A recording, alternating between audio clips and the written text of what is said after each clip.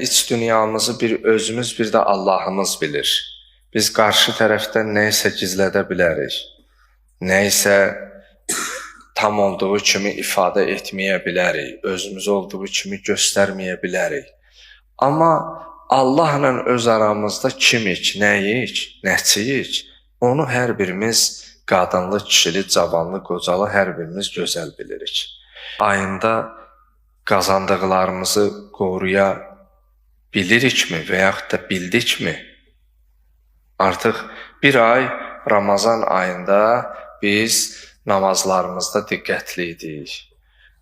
Dilimiz zikirlə, Quran oxuya bilənlər Quran oxuyurdu, dua edənlər dua, qəza namazları olanlar qəza namazlarını. Bir sözlə, Ramazan ayı getdi.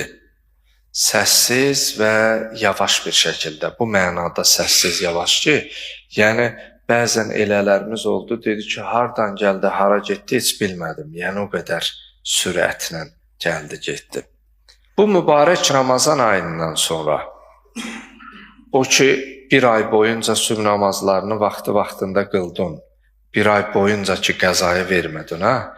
Bu 5 gündə neçə günü qəzaya vermirsən?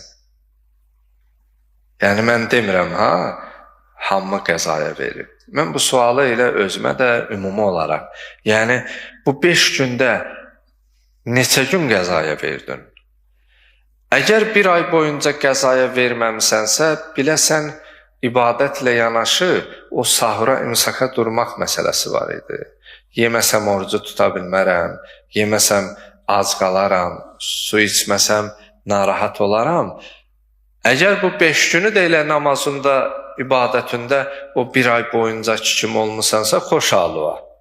Amma yox, elə 5 gün, 3 gün, 2 günü qəzaya vermişsənsə, onda deməli biz mübarək Ramazan ayında əldə etdiyimiz o nurani, mənəvi, ruhi baxımdan əldə etdiyimizi biz elə mübarək Ramazan ayında qoymuşuq. Özümüzlə onu götürməmişik.